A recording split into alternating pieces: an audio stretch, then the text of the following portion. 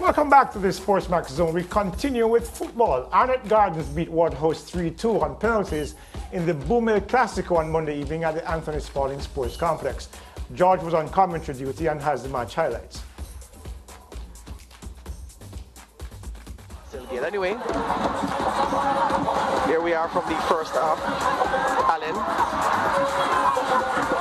Damari Deacon, and the shot blocked by Elvis Wilson. Fabian Reed linking up with Marlon Allen, then to Damari Deacon. Allen once again. We play Reed. Gets away his shot, blocked by Linton, and then Linton's arm in the way of Ajuma Johnson's shot. That's the reason Keita Nichols said penalty. And in a game where penalties had a huge say, Fabian Reed's penalty saved very well by Kamara Foster. And the follow-up effort from Reed impressively kept out as well by the goalkeeper. Romeo Guthrie trying to find the top right left-hand corner. Ended up going centrally. Didn't miss by much. The Arnett skipper. And then look at this cross. Defeating everybody.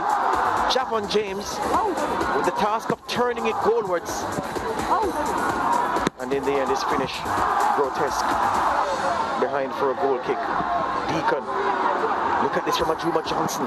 And just a little deflection of Linton, and it crashes into the face of Kamara Foster. That held us up for several minutes as Foster got treatment from the medics here. Ajuma Johnson can't believe he didn't find the net.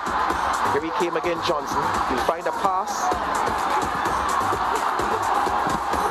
And it's blocked near side by Malik Cockings, who defended well for Waterhouse today. And then Gerald Neal. His header goalwards.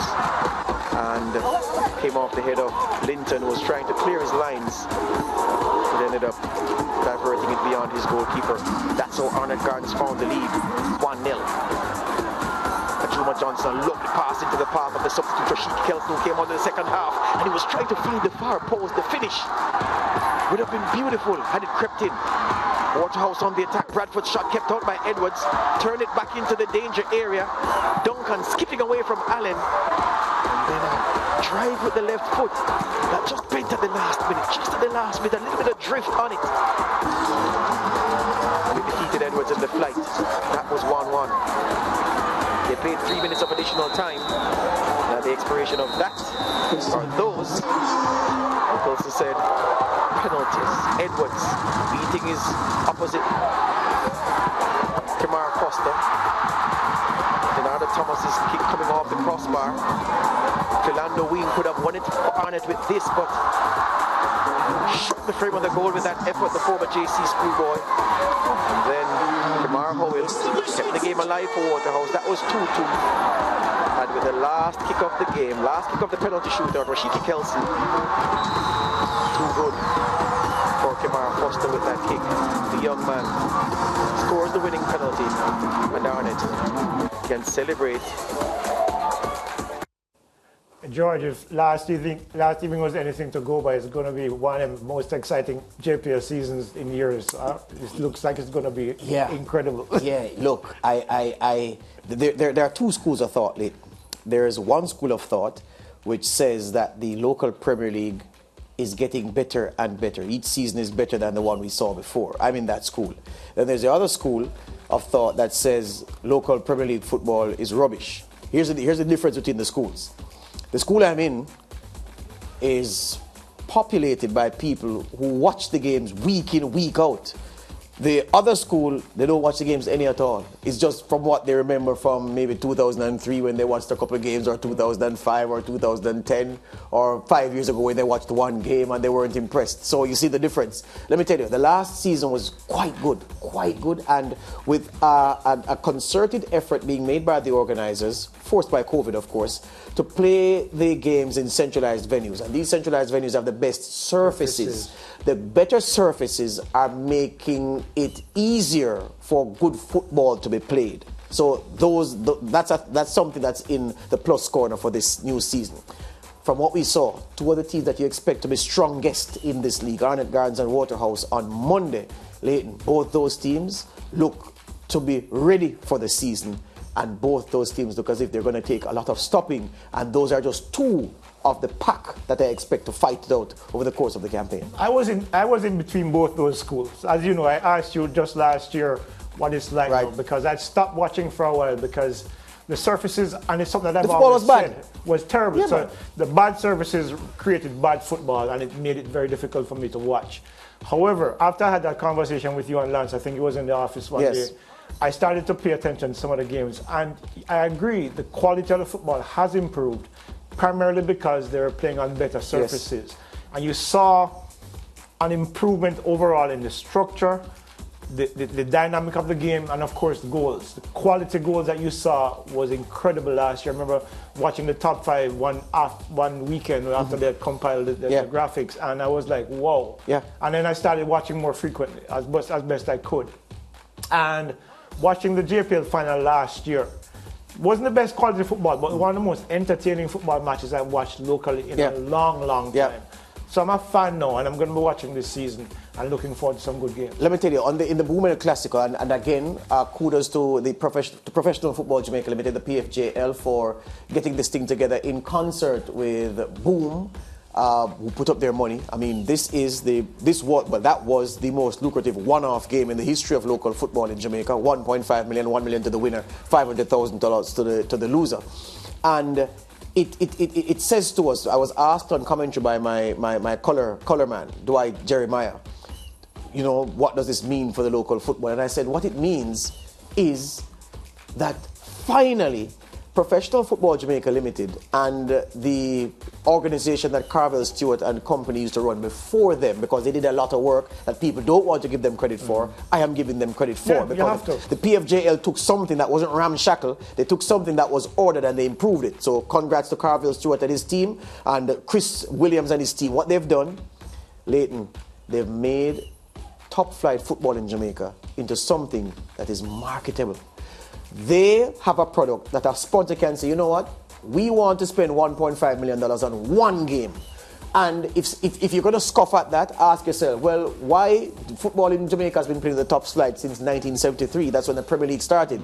This has never happened before. Why now would a sponsor with so many things to do with his money choose to go to PFJL and say, you know what, we're going to put up 1.5 million for a pre-season clash between two of the best supported teams in local football? It means that the football is getting marketable.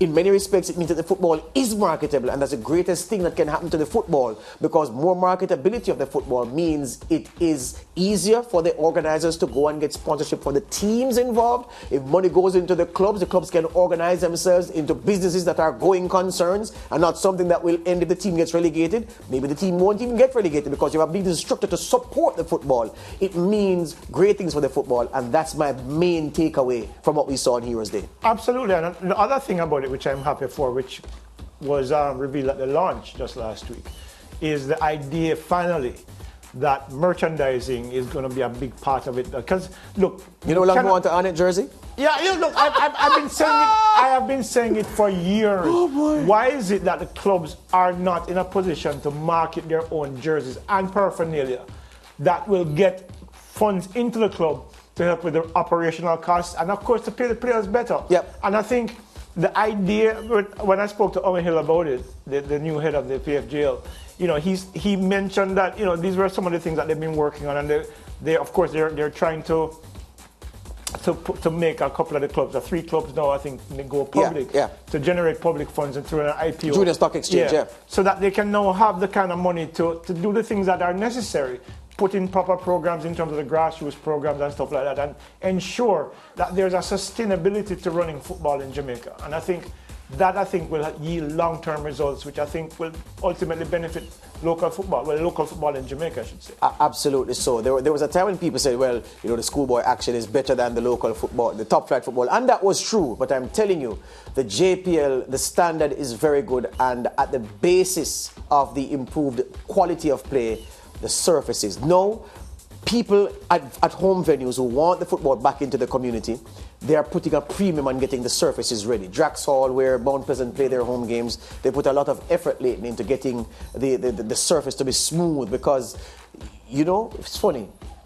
I remember there was, I think it was sometime in the it was 80-something, the date is maybe in 83 or thereabouts, when there was a game involving Reno and a St. Catherine team that was postponed, and Reno was forced to play the games somewhere else because the teams in the Premier League refused to play at Frome because of Frome, the old sugar plantation. Yeah, so the tractors on the ground for centuries planting sugar cane, you could still feel it beneath the grass, and they said they refused to play there. Very familiar with that surface. So those feels like those are, I think, of the past in the Premier League now. If you look at Trinidad and Tobago, and they were, I mean, Jack Warner, many things that people cuss him about.